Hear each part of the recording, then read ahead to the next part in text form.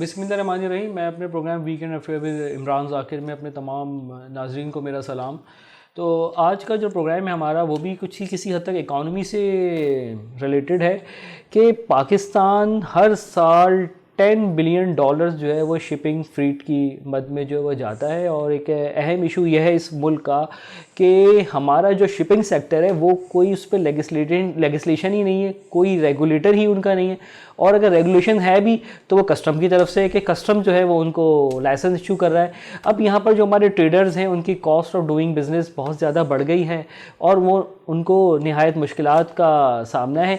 और एक बहुत बड़ा एक सबब इस पाकिस्तान में महंगाई का जो है वो ये शिपिंग फेयर्स भी हैं जो कि बढ़ गए हैं। इसके अलावा मैं आपको ये बताता चलूँ कि आपके इल्म में होगा कि पाकिस्तान की जो है वो इंपोर्ट बेस्ड इकॉनमी है। और इंपोर्ट बेस्ड इकॉनमी जब है तो ज़्यादातर जो ट्रेड होती है वो हमारी वो बाई मीन्स ऑफ शिप के ज़रिए होती है, by means of sea trade ही होती है। तो अब सी ट्रेड या सी फ्रीट या शिपिंग लाइंस हैं उनके ऊपर हुकूमत की अजारादारी होना ज़रूरी है। क्योंकि देखिए जब हमारे फॉरेन बैंक्स के ऊपर स्टेट बैंक रेगुलेटर है तो हमारी जो इस वक्त पाकिस्तान में शिपिंग लाइंस फॉरेन काम कर रही हैं तो उनके ऊपर भी कोई ना कोई रेगुलेशंस होनी चाहिए, नहीं होनी चाहिए। तो इस सिलसिले में आज हम बात करेंगे। आज हमारे दो गेस्ट हैं जो कि अरशद खुर्शीद साहब हैं हमारे पहले गेस्ट, जो कि प्रेसिडेंट हैं कराची कस्टम एजेंट एसोसिएशन के, काफ़ी वसी तजर्बा अपना ट्रेड में ही रखते हैं और शिप फ्रीट वगैरह बहुत सारे शोबों के से इनका ताल्लुक भी रहा है और आज हमें बहुत अच्छी मुफीद मालूमात देंगे। और दूसरे हमारे जो गेस्ट हैं उनका नाम महमूदुल हसन साहब हैं और ये जनरल सेक्रेटरी हैं कराची कस्टम एजेंट एसोसिएशन के। और इनका भी माशाल्लाह से ट्रेड में और कॉस्ट ऑफ डूइंग बिज़नेस में इनका बड़ा वसी तजर्बा है। तो आज ही अपने ख़यालात का इज़हार करेंगे और हमें अपने एक्सपीरियंस से हमारे ऑडियंस को मुस्तफ़ीद करेंगे। तो बहुत शुक्रिया आप दोनों का। मैं निहायत मुल्तमिस हूँ आपका कि आपने अपना कीमती वक्त निकाल कर आज हमारे प्रोग्राम में आप लोग शामिल हुए। तो मैं पहला सवाल अरशद खुर्शीद साहब आपसे करूँगा कि जो इस वक्त शिपिंग डिलेमा, ये ज़रा थोड़ा सा बताएं कि ये हमारे इस वक्त शिपिंग डिलेमा चल क्या रहा है इस वक्त मुल्क में जो है ये शिपिंग डिलेमा आज से नहीं है, ये डिकेड से, जब से पाकिस्तान बना ऑलमोस्ट आप ये कह सकते हैं। या ये हम जब से देख रहे हैं 92 से मैं इस बिज़नेस में आया हूँ कस्टम क्लियरेंस की, मैं तब से देख रहा हूँ कि ये इश्यूज़ जो है शिपिंग के साथ हमारे चल रहे हैं और कोई इसकी रेगुलेटर नहीं है, कोई इनकी पूछगछ नहीं है। बहुत ज़्यादा इश्यूज़ इनके साथ हैं, ये जो मर्ज़ी चार्ज कर लें, इनके पास कोई अपना टैरिफ वगैरह इनके पास नहीं है। और क्योंकि मैंने इनसे जो पूछी ये बात तो ये मुझे ये कहते हैं कि जनाब ये हमारी जो है फॉरेन शिपिंग लाइंस जो हैं इनके अपना एक ज़ाब्ता इखलाक है, उनकी अपनी पॉलिसीज़ हैं और मुल्क की पॉलिसीज़ का इनसे कोई ताल्लुक़ नहीं है। बल्कि जिसको हमारी सर्विसेज चाहिए तो आपको जो है वो हमें हमारे जो रेट्स हैं उसके मुताबिक हमें देने होंगे। तो हमें तो आगे अपने प्रिंसिपल की पॉलिसीज़ को फॉलो करते हैं हम। हमारा मसला ये वो लोग ये बताते हैं सर, जब उनसे पूछा जाए तो डेफिनेटली जो उनके रेट्स हैं, जो उनके डिलीवरी ऑर्डर चार्जेस हैं, जो उनके फ्रेट्स हैं, वो तो ऑलमोस्ट पूरी दुनिया में सबके एक जैसे ही होते हैं, यूनिवर्सल होते हैं। लेकिन उसके बाद एक चार्जेस होते हैं डिटेंशन चार्जेस, जो कि कंटेनर के रेंट चार्जेस होते हैं, जो इस वक्त $120 पर डे के हिसाब से ये लोग ले रहे हैं। जी जी। अब इसमें जो है ये एक लॉजिक समझ में नहीं आती है कि एक कंटेनर जिसकी कीमत जो है 4। अस्सलाम वालेकुम। वालेकुम अस्सलाम जी रिजवान साहब कैसे हैं आप? ठीक ठाक हैं? ऑल गुड अल्हम्दुलिल्लाह। Thank you very much rear admiral साहब, आपने हमें आप टाइम दे रहे हैं, हमारे प्रोग्राम में आपने ज्वाइन किया है। तो मैं बस आपसे एक ये सवाल ये करना चाहूँगा कि रिसेंट डेवलपमेंट जो है वो केपीटी में क्या हो रही हैं। और ये आप देखें कि केपीटी के इर्द गिर्द और ये हमारे जो रोड्स हैं उन पर बहुत ज़्यादा जो ट्रैफिक जो है वो जाम हो जाता है और चौक हो जाता है ट्रैफिक। तो एक ज़माने में मैंने सुना था कि कुछ ईस्ट वहार्फ और वेस्ट वहार्फ को भी ज्वाइन करने का कोई प्लान था आप लोगों का। तो इस सिलसिले में कोई पेशरफ्त हुई है तो प्लीज़ बताएं सर। जी आपने एक्चुअली 3 क्वेश्चंस कर दिए एक ही क्वेश्चन में, तो मैं बारी बारी करके जी बिल्कुल आपको इसके बारे में अप्राइज करता हूँ। सबसे पहले कि केपीटी के अंदर it's a continuous process, developments हो रही हैं और आज से नहीं पहले भी होती थी, अभी भी हैं और आगे भी होती रहेंगी। तो इंशाअल्लाह ताला आप देखेंगे कि अभी अबू धाबी पोर्ट को जो है वो हमने हैंड ओवर किया है। तो जी बिल्कुल, कराची गेटवे टर्मिनल जो बना है। जी बिल्कुल। जी, तो उसके अंदर काफी फॉरेन एक्सचेंज भी आएगा और रेवेन्यू जनरेशन में भी इजाफा होगा। जी साथ ही साथ आपने कहा कि ट्रैफिक कंजेशन, यस ये बात भी आपकी दुरुस्त है, लेकिन ये शायद आपकी 2-3 हफ्ते पहले की रिपोर्ट है जब बहुत सारे जहाज आ गए और उनका जो है वो लोडिंग अनलोडिंग का मैकेनिज्म शुरू हो गया बिकॉज वीट की और फर्टिलाइजर की रिकॉर्ड इंपोर्ट हुई गवर्नमेंट के अलाउ करने पे, and it was in the interest of the government. तो फिर बहुत सारे ट्रॉले यकमुश्त पोर्ट के अंदर जमा हो गए, जिसके अंदर थोड़ा सा कंजेशन, थोड़ा तो नहीं काफी हद तक कंजेशन हो गया, पोर्ट और चौक की सी सूरत हाल हो गई। बट ट्रैफिक डिपार्टमेंट ने उसको पे टेकअप किया पोर्ट की और उनको क्लियर करना शुरू किया, और अभी हमने ये मैकेनिज्म बना दिया है कि पोर्ट की जो कैपेसिटी है अब हम उससे कभी भी एक्सीड नहीं होने देंगे ट्रैफिक को विद इन दी पोर्ट। और अल्हम्दुलिल्लाह पिछले 2 हफ्ते से this mechanism is in place, और अब हम इसी को सिस्टम को लेके चलेंगे। और इंशाअल्लाह ताला जहां तक रोड के ऊपर बात है, we are holding a continuous meeting with the DIG traffic as well as the SSP of the area. तो इलेक्शन की वजह से उनसे अभी बातचीत चल रही है, but hopefully in the times to come इसको भी हम पाए तकमील तक पहुंचा देंगे, ताकि जो कम्यूटर्स हैं और जो सिविल ट्रैफिक है इस एरिया की, उसको भी एक बेहतर रूट मिल जाए और ट्रैवलिंग में दुश्वारी ना हो। But certainly this point is there and you have a valid point with regards to connectivity between east and west of KPT ने अपने तौर पे 2 बिलियन प्लस का कॉन्ट्रैक्ट किया विद द चाइनीज फर्म, और the contract is in place, और hopefully within couple of years this connectivity will be established between east and west वाफ, और इंशाल्लाह ताला आप देखेंगे कि इससे भी खातिर खार ट्रैफिक में बेहतरी आएगी। दूसरा सवाल पे आपसे ये करना चाहूँगा कि अभी हाल ही में कुछ दिनों पहले एक मीटिंग हुई थी केपीटी में, तो उसमें कुछ चीज़ें सामने आई थी शिपिंग सेक्टर के हवाले से। हमारे बहुत से ट्रेडर्स का ने उस पर एहतजाज भी किया था कि भाई, और आपके चेयरमैन केपीटी को भी कहा था उस मीटिंग में कि हमारा जो शिपिंग सेक्टर है पाकिस्तान में वो रेगुलेटेड नहीं है, कोई लेजिस्लेशन वगैरह नहीं है। तो इस बारे में अगर आप कुछ अपने ख्यालात का इज़ारा करें तो मैं बड़ा आपका एहसानमंद रहूँगा। नहीं, आप एहसानमंद क्यों होंगे, आपका वैलिड पॉइंट है सर जी, अगर आप जवाब दे देंगे एज ए गवर्नमेंट रिप्रेजेंटेटिव तो। मैंने बिल्कुल जवाब देंगे। देखिए बात यह है कि रेगुलेटेड जब कोई चीज नहीं होती तो फिर वहां पे इंटरेस्ट हो जाते हैं डेवलप लोगों के, अच्छा जी, ठीक है। बट द चेयरमैन साहब at present is very candid, and उन्होंने ये ताकीद की है कि जनाब everything will be regulated and will be crystal clear. अब आप देखें कि पास्ट के अंदर ये कहा जाता था कि शायद हमारे बीइंग केपीटी हमारे एंड पे problem, once we did it तो पता ये चला कि जी the problem is at the agents level, कि आप वहाँ पे डैमरेज चार्ज कर दें लोगों के ऊपर, और जो चीज उनकी सस्ती आई है उसके ऊपर वो 20-20 लाख 25-25 लाख रुपए डैमरेज जी एग्जैक्टली ऐसा ही हो रहा है जी। तो अब आप मुझे बताइए ना कि फिर तो ट्रस्ट उठ जाता है। It has nothing to do at the end of the KPT, because ये तो लोकल शिपिंग एजेंट्स हैं और जो कंटेनर क्लियरिंग के लोग हैं उनके एंड पे ये प्रॉब्लम है। बट ठीक है, ये एक हद तक अभी तक हो गया, but we are on to it, and आप देखेंगे in the times to come these all will be regulated, and we are defining a mechanism जिसके तहत इनको हम जो है वो ऑन बोर्ड लेके, ताकि किसी को प्रॉब्लम भी ना हो, but at the end of the day जिसका कार्गो आ रहा है ही शुड बी बेनिफिटेड। जी जी, बहुत अच्छी बात है। देखें ना रेयर एडमिर साहब, बात ये है कि जब लोगों के साथ मसाइल और मुश्किलात आती हैं तो वो डेफिनेटली गवर्नमेंट की तरफ देखते हैं कि गवर्नमेंट कहाँ है हमारी, कि हमारे साथ ये जुल्म हो रहा है। तो अंदाजन वैसे कितने अरसे में ये मसला कुछ हो जाएगा, ये कब तक ये रेगुलेशंस में आ जाएंगे शिपिंग लाइन वाले? तो देखें चीजें जब नोटिस में आती हैं सम और दी अदर, मैं ये नहीं कहूँगा कि पहले नोटिस में नहीं थी, बट अब क्योंकि It is well aware, and it was complained to the chairman by the higher ups, by the other agencies कि ये हो रहा है, and we were thinking कि probably this is the problem at the KPT end.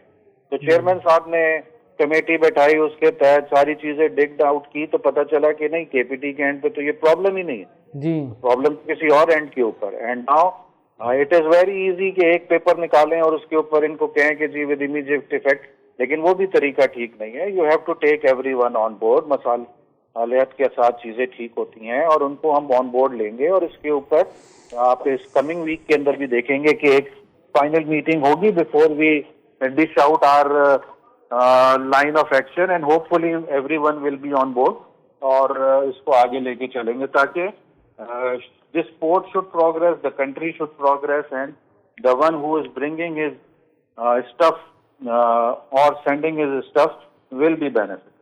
Ji rear admiral साहब, मेरी एक गुजारिश ये भी है आपसे कि ये जो शिपिंग कंपनीज़ हैं यहाँ पर, इनका कोई ऑडिट होना चाहिए, क्योंकि हम भी कभी मैं पूछता हूँ इनसे कि भाई ये फ्रीट की मद में आप क्या ले रहे हैं, डैमेजेस की मद में, डिटेंशन की मद में, वो भी इनके पास कोई ऐसा रिकॉर्ड नहीं होता, वो भी ये चीज़ें प्रोवाइड नहीं कर रहे होते हैं. तो बहरहाल ये भी एक चीज़ होनी चाहिए कि इनसे पूछा जाए कि भाई ये कर क्या रहा है, इन्होंने अब तक इनके ऑडिट हुए नहीं हुए, इन्होंने कितना रेमिटेंस कितना पैसा इन्होंने जो है वो बाहर जो है भिजवाया है, उसका भी कोई रिकॉर्ड मुझे तो आज तक नहीं मिला इन लोगों से. जी ठीक है ना. बात ये है कि there are couple of things which are on record and there are various things which are not on record. Yes sir. तो ये चीज भी मैं आपको off the record basing on my knowledge आपको बताऊंगा कि nobody wants to share what he is getting, rather keep on blaming the other organisation. Yes. तो बिल्कुल ऑडिट होना चाहिए, and it is not the KPT who is to conduct the audit, it is the local third party audit हो जाए. जी, तो इनको engage करना चाहिए और उसकी रिपोर्ट. तो ये सारे चीजें जो आप पॉइंट्स बता रहे हैं, एंड आई मस्ट प्रेज कि जी you have a very good knowledge on this subject. तो इसको जो है ना वो हमने ऑन पेपर है, रिकॉर्ड में है चीजें, और हम इसको आगे लेके चल रहे हैं. और इंशाल्लाह ताला over a period of time, मैं आपको टाइमलाइन इसलिए नहीं दे सकता बिकॉज उसमें स्टेक होल्डर्स बहुत सारे जी एग्जैक्टली, और चीजें जो है ना वो नोटिस में भी हैं. बहुत सारे लोग काम करना चाहते हैं और कुछ लोग नहीं करना चाहते because of their self interest, personal interest. Okay sir. लेकिन उनके इंटरेस्ट को देखें या मुल्क के इंटरेस्ट को देखें, तो कंट्रीज इंटरेस्ट इज पैरामाउंट. तो we will take the country interest and हम इसको आगे लेके चलेंगे, और जो भी चीज होगी वो गाए बगाए आपके साथ शेयर करते रहें. Thank you very much sir, thank for giving your precious time. इंशाल्लाह ताला फिर कभी आपसे इसी मौज़ूआत पर दोबारा बात करेंगे. आपका बहुत शुक्रिया जनाब. तो आपने सुना महमूदुल हसन साहब जो कहा है इन्होंने, हमारे रियर एडमिरल साहब ने, तो उस बारे में कुछ आप ज़रा कुछ कहना चाहेंगे? जी डेफिनेट बेसिक चीज़ ये है कि हमें अपने आप को देखना पड़ेगा.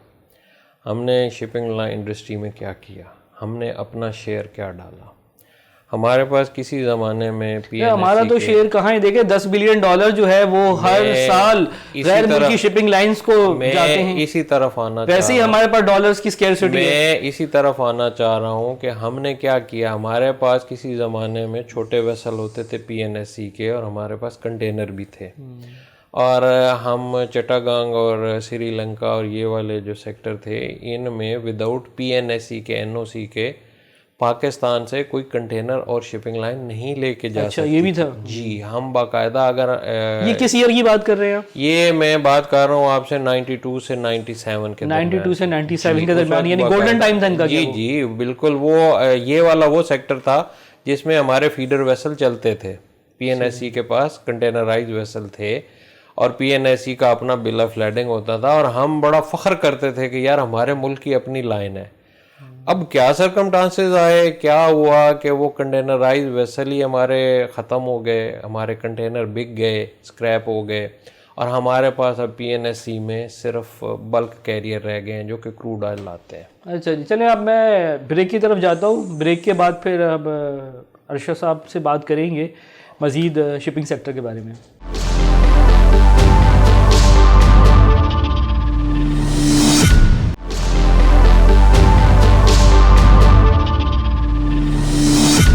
तो जी ब्रेक के बाद अब मैं शहजाद साहब के बजाय, बल्कि मैं अब जाता हूँ जनाब हमारे महमूदुल हसन साहब के पास कि जो बताएंगे कि जनाब मज़ीद इस बारे में कि भाई ये हो क्या रहा है और किस तरह से व्हाट्स द वे फॉरवर्ड। जैसे ब्रेक से पहले बात हो रही थी कि पीएनएसई के चेयरमैन ने किसी मीटिंग में खुद बताया है कि उनको नेट प्रॉफिट जो है बिल्कुल 30 अरब रुपए का हुआ है सिर्फ एक चंक ऑफ बिजनेस से, जो कि क्रूड ऑयल या बल्क आप कह सकते हैं। हमारे पास देखें more than a million container import export होते हैं, तो वो जो मिलियन के करीब एक कंटेनर सालाना हम करते हैं उन पे भी तो फ्रेड देते हैं, ठीक है ना। 10 अरब डॉलर हमारा फ्रेड है। अब ये overall 1 million container 1 million container साल में Import या export होते हैं, overall shipping, ओवरऑल जो हम हैंडल करते हैं इस वक्त एक रफ अंदाजा है। ओवरऑल जी। तो उस 1 मिलियन कंटेनर को हैंडल करने के लिए कितने शिप चाहिए? अगर आप केपीटी का और पोर्ट कासिम का निकालते हैं डाटा, अभी तो बहुत कम शिप आ रहे हैं, पहले बहुत ज़्यादा थे। तो क्या ये अच्छा हो कि यार इनमें कोई हम स्टार्ट करें, हमारी लोकल शिपिंग इंडस्ट्री ग्रो करे, गवर्नमेंट खुद आगे आए, पीएनएसई को प्रमोट किया जाए या प्राइवेट लोगों को लाइसेंस दिया जाए। लेकिन एक रिक्वेस्ट करूंगा कि लोगों को जब आप इनकरेज करें तो पॉलिसी 15, 20, 50 साल की हो। यहाँ 2 साल बाद गवर्नमेंट चेंज होती है, सब कुछ चीज़ें चेंज हो जाती हैं। हमारे लोग बड़े खुले दिल वाले हैं, इन्वेस्टमेंट भी करेंगे, बिजनेस भी करेंगे, लेकिन कोई आप उनको श्योरिटी सिक्योरिटी तो दें।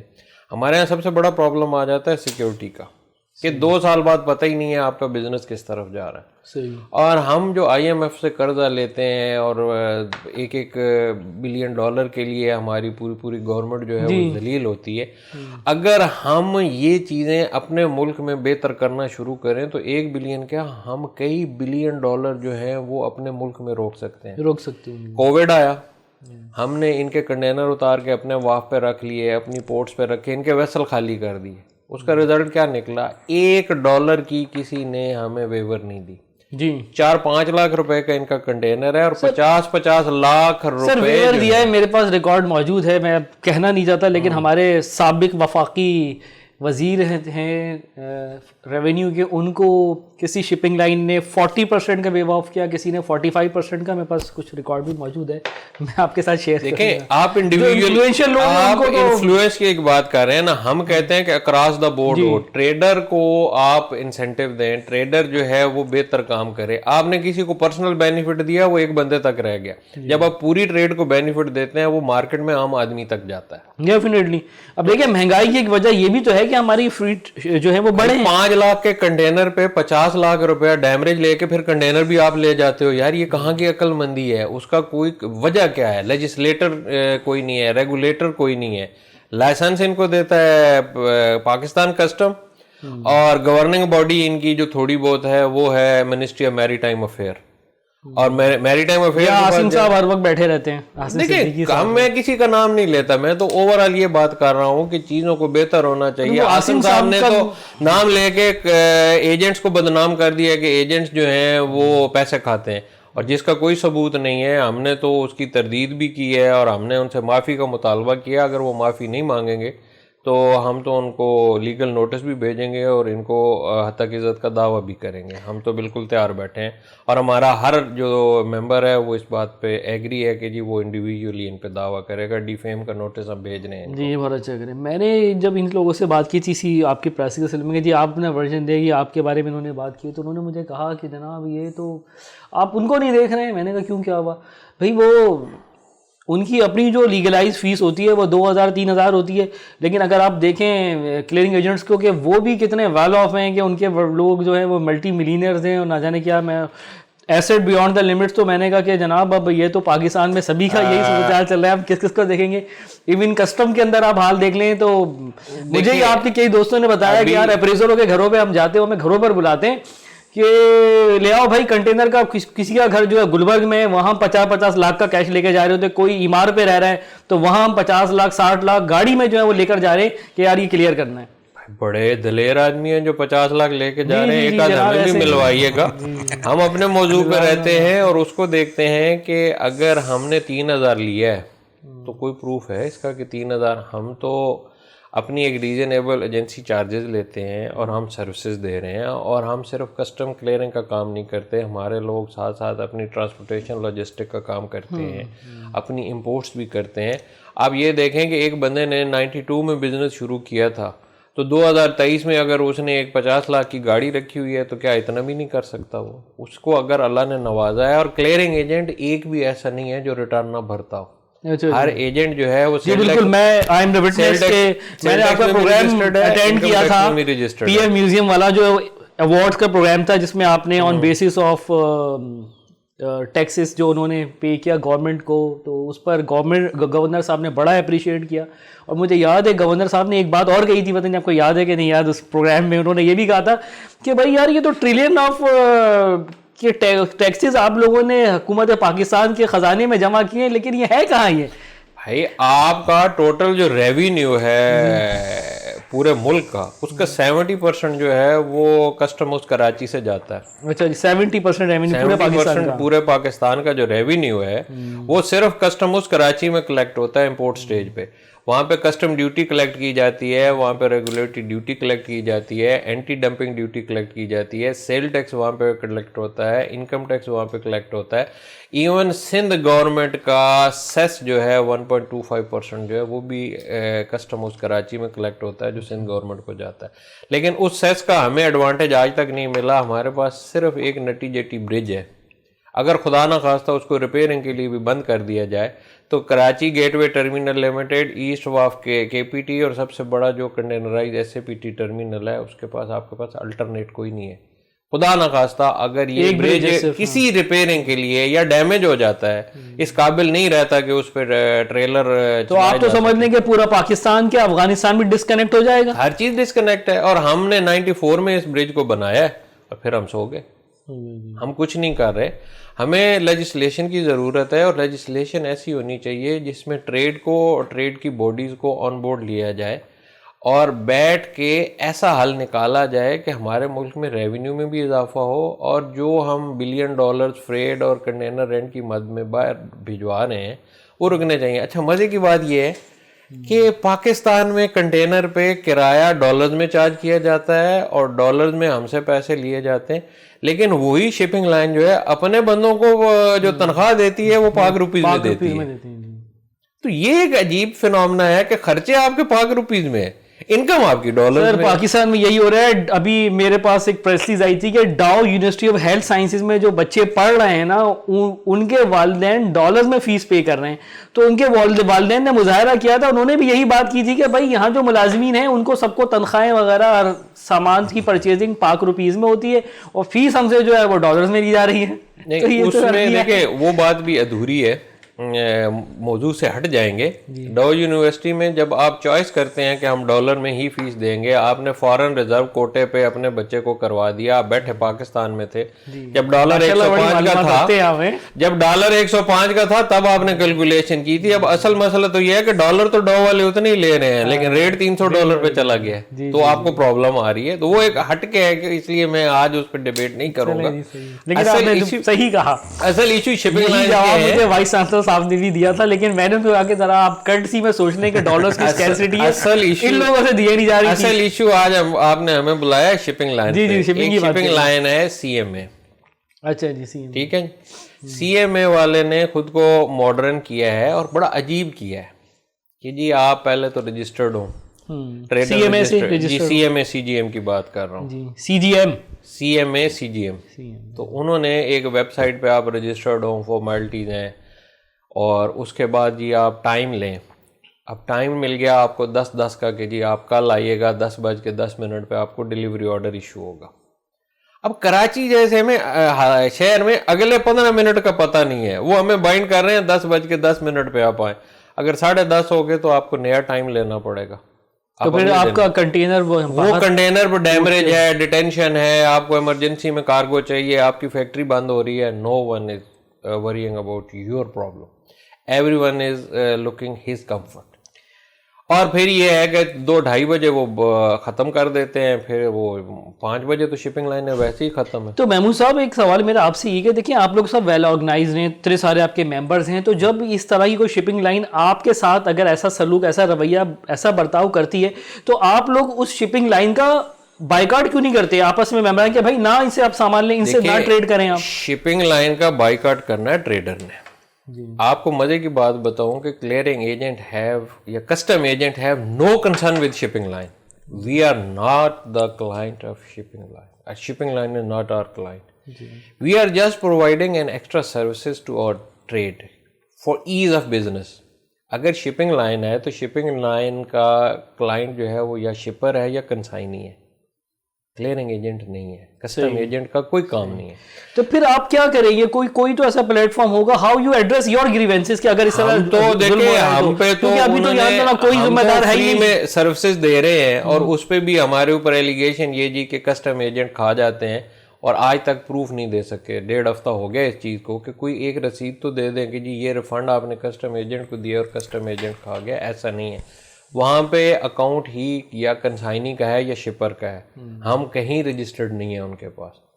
अगर हमें वो रिफंड देते हैं तो वो शिपर या कंसाइनी लेटर देता है, नहीं लेटर देता है कि जनाब मेरा ये चेक इस बंदे को दे दें। और जब वो चेक आ जाता है तो हमारा तो क्योंकि हम वी आर टैक्स पेयर तो हमारे पास तो हर चीज़ का अकाउंट है, हम वो पैसे उस बंदे को वापस करें या उसके अगले किसी कंसाइनमेंट में एडजस्ट हो, तो एक प्रॉपर मैकेनिज्म होता है। कोई ऐसा नहीं है। कौन से मिडल मैन और हैं जिनका नाम लिया था आसिम सिद्दीकी ने, जी मिडल मैन है, वो मिडल मैन कौन है? कौन से ऐसे मिडल मैन हैं जिनको इलीगली शिपिंग वाले हैंडल करते हैं और बदनामी हमारे गले डाल रहे हैं? वो मिडल मैन कौन है? जी मैंने तो उनको भी बुलाया था और भी लोगों को बुलाया था कि आए जी बात करें, that is an open forum for discussion. ये सुनना चाह रहे हैं कि मिडल मैन कौन है? कोई शिपिंग लाइन, कोई शिपिंग, ये कौन सा ऐसा मीडिएटर है जो पैसे लेके खाता है? असल इशू तो ये है कि शिपिंग में ही ऐसे काली भेड़े हैं जो आपने पहले बात की है कि जी कुछ को मिल जाता है तो उस पर वो काली भेड़ें कुछ अपना इंसेंटिव लेती हैं, कुछ लोगों को देती हैं और ऐसे वो मिडल मैन काम करते हैं, लेकिन उनमें कोई कस्टम एजेंट शामिल नहीं है। कस्टम एजेंट जो है अपनी फ़ीस अपने ट्रेडर से लेता है और अल्हम्दुलिल्लाह अच्छी फ़ीस लेता है और उस फीस पे टैक्स भी भरता है। हमारे मुलाजमीन भी हैं, हमारा ऑफिस भी हैं, we are genuine tax pair.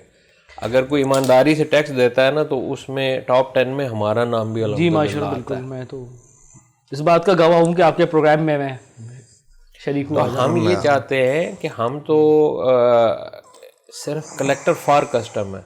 हमें ये जो अक्सर लोग कहते हैं ना जी कि ये भी वकील है, हम वकील नहीं है, हम पार्ट एंड पार्सल हैं कस्टम का। अच्छा मैं एक बात आपको और बताऊं कि मैंने इस सिलसिले में, आपको पता है 2 शिपिंग एसोसिएशन है, एक तो एजेंट्स की है और एक शिपिंग लाइंस की है। तो मैंने जो एजेंट्स वाली है राजपर साहब की एसोसिएशन, उनसे भी मैंने रब्ता किया था कि जनाब आप भी आ जाएं, कोई बात करें और ये क्या हुआ है, इन्होंने आसिम साहब सिद्दीकी साहब ने क्या प्रेस जारी कर दी है, तो वो भी काफ़ी इनसे खाइफ है। वो कह रहे हैं कि यार ये तो उन्होंने गलत बात की है, वो भी इनके हक में नहीं। हमने राजपर साहब की एसोसिएशन को भी लेटर लिखा था, आसिम सिद्दीकी साहब की भी एसोसिएशन को लेटर लिखा था कि एक इंट्रोडक्टरी मीटिंग करते हैं और उसमें एजेंडा पॉइंट्स भी कुछ हैं जो डिस्कस करते हैं। जैसे प्रेसिडेंट साहब अरशद खुर्शीद साहब ने बताया कि अब हम तो क्योंकि मल्टीपल क्लाइंट्स का काम कर रहे होते हैं, अब डिफ़ॉल्ट कोई क्लाइंट कर गया, अब जाहिर है वो अकाउंट इनका डायरेक्ट है।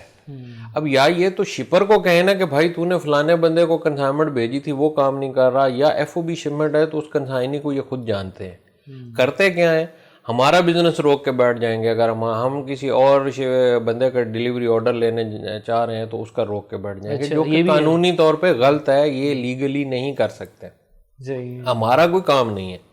हम तो सिर्फ जाते हैं, डॉक्यूमेंट इनको प्रेजेंट करते हैं और डिलीवरी ऑर्डर लेके आते हैं और ट्रेडर का कार्गो डिलीवर कर देते हैं। तो ये वाली चीज़ें जो हैं जब तक इन पे कोई रेगुलेटर नहीं होगा, कोई लेजिस्लेशन नहीं होगी, तब तक कुछ नहीं हो सकता। सही अभी आप हाँ कहें आसिम चलिए मैं ब्रेक की तरफ जाता हूँ। ब्रेक के बाद फिर अरशद खुर्शीद साहब से बात करेंगे, उनका नजरियात क्या है इस पूरे सिनेरियो में।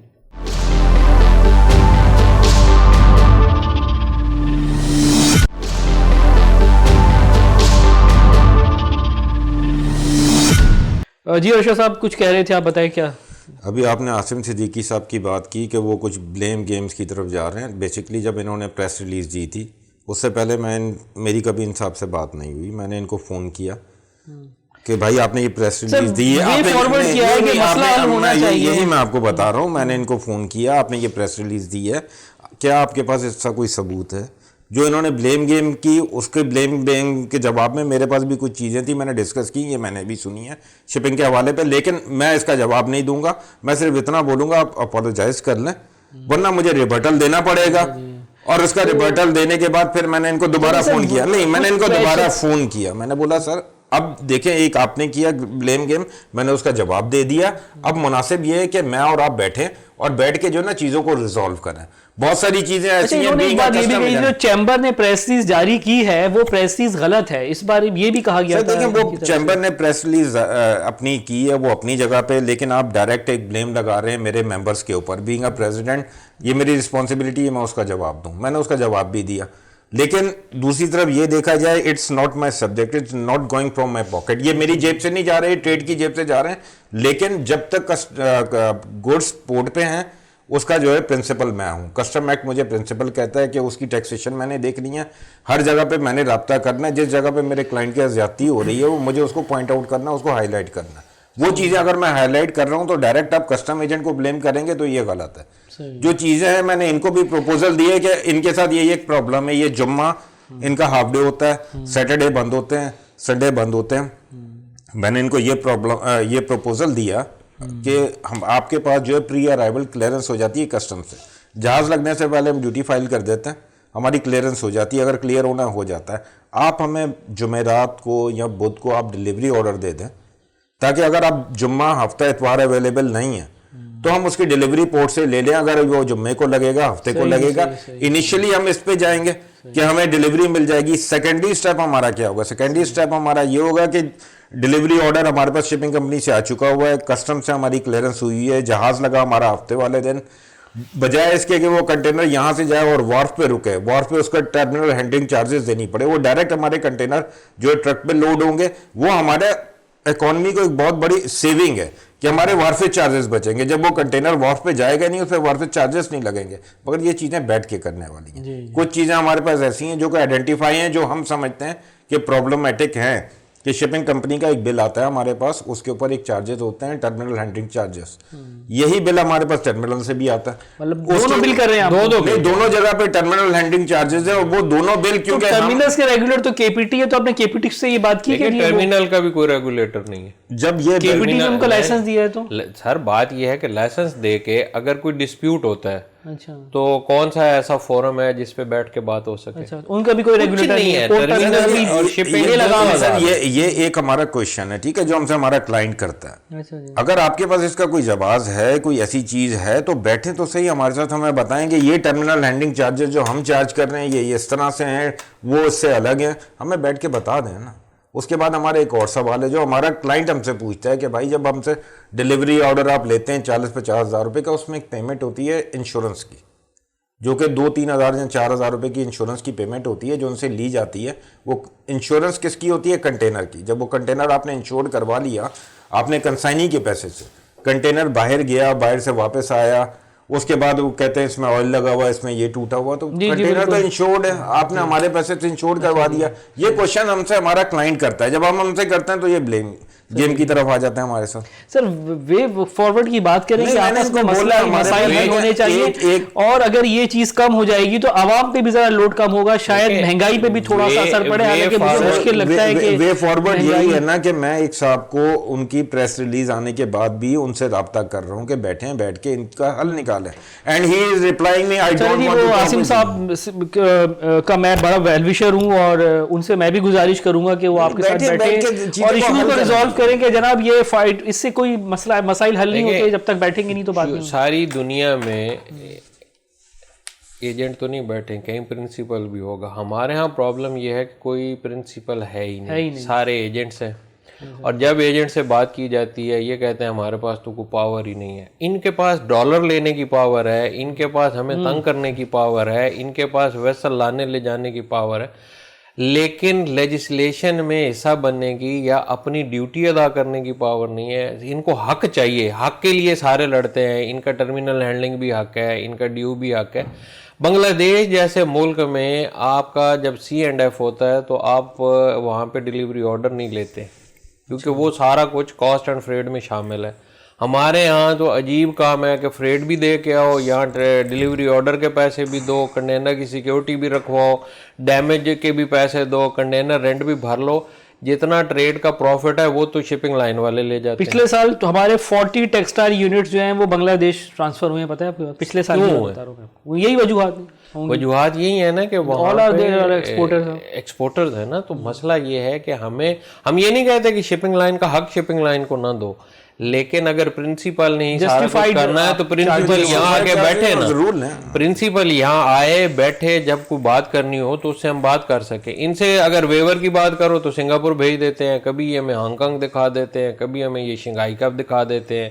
कुछ लाइनें कहती हैं जी हम तो यहाँ सिर्फ वो बैठे हैं कि जी वहाँ से इनवॉइस जनरेट होगी, आपसे पैसे लेंगे और डिलीवरी ऑर्डर दे देंगे। मैं चाहता हूँ कि कोई ऐसी लेजिस्लेशन होनी चाहिए, कोई ऐसा रेगुलेटर होना चाहिए, अगर कोई ट्रेड में गलती है तो उसको भी ठीक करे और कोई शिपिंग लाइन में गलती है उसको ठीक करे।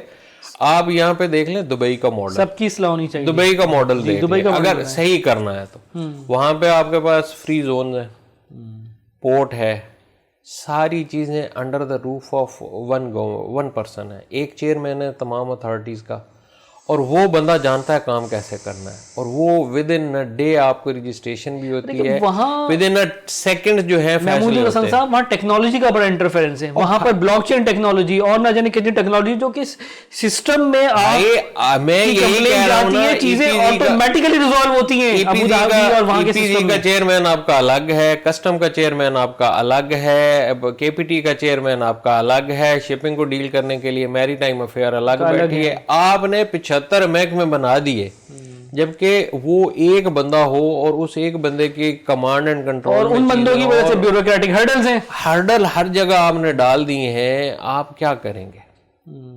दुनिया में चीजों को टेक्नोलॉजी से आसान किया जाता है। यहाँ अभी आप देखें कि केपीटी जो है अभी तक कंप्यूटराइज नहीं कर सकी खुद को, जबकि सिंगल विंडो कस्टम का मॉडल आ गया, वीबोक आ गया, उससे पहले हम पैक्स ट्राई कर चुके, पीएसडब्ल्यू। तो हमें ये सारी चीजें, अब पीएसडब्ल्यू में केपीटी ने भी जाना है। अभी तक केपीटी के गेट जो है वो मैनुअल हो रहे हैं, मैनुअल ऑप्शन हो रहे हैं जनाब आपके ऑफ डॉक टर्मिनल। चीजों को हमें मैनेज करना है।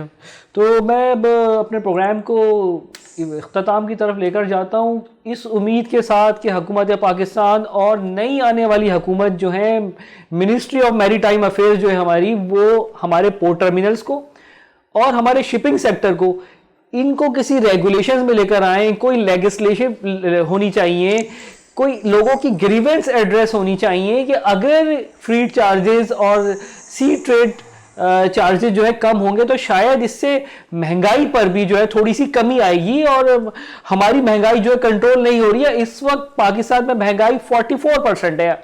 मैंने गुज़िश्ता हफ्ते जब ये सवाल पूछा था गवर्नर स्टेट बैंक से, हम लोगों ने सवाल पूछा था, उन्होंने ये कहा था कि हमसे कमिट किया था पिछले साल अपनी पिछली प्रेस कॉन्फ्रेंस में कि महंगाई जो है वो जनवरी 2024 से कम होना शुरू होगी, लेकिन ऐसा नहीं हुआ और महंगाई जो है वो बढ़ती चली जा रही है। तो उनका जवाब ये था कि जनाब ये एनर्जी सेक्टर हमारे कंट्रोल में नहीं है। तो एनर्जी सेक्टर के साथ मैं एक चीज़ और बता रहा हूँ आपको कि हमारे जो ये दूसरे एक्सपेंसेस हैं, जैसे कि ये शिपिंग फेयर्स हैं, फ्रीट चार्जेस में इजाफा हुआ है, इन पर भी हुकूमत ने तवज्जो देनी चाहिए। और जो हमारे लूज पोल्स हैं वो ये हैं कि हमारे मुल्क से $10 बिलियन सालाना जो है गैर मुल्की शिपिंग लाइन्स को जा रहा है, जो कि इस मुल्क को ऑलरेडी स्कैरसिटी ऑफ डॉलर्स, इस वक्त पाकिस्तान में यहाँ पर डॉलर्स नहीं है। तो गवर्नमेंट ऑफ पाकिस्तान को इस इशू को प्रायोरिटी बेसिस पे देखना चाहिए और जो हमारी नेशनल फ्लैग कैरियर है पीएनएससी, उसको डेवलप करना चाहिए कि उसके पास कोई कंटेनराइजेशन नहीं है, वो सिर्फ और सिर्फ जो है वो ऑयल की ट्रेड के अंदर है। और माशाल्लाह ऑयल की ट्रेड में भी उन्होंने 30 बिलियन जो है अर्न किए हैं। अब उनको इस 30 बिलियन से अपनी कंटेनराइजेशन को और अपने फ्लीट को बढ़ाना चाहिए। हालांकि मेरी चेयरमैन पीएनएससी से मुलाकात हुई और उन्होंने अपनी नेक ख्वाहिशात का इजहार किया। देखते हैं कि नई आने वाली गवर्नमेंट है, इसमें पीएनएससी अपने आप को डेवलप करती है या नहीं करती। मुझे इजाज़त दीजिएगा। इंशाअल्लाह ताला अगले प्रोग्राम में फिर किसी अच्छे इशू के साथ आपकी खिदमत में पेश होऊंगा। आपका बहुत शुक्रिया। अल्लाह हाफिज़।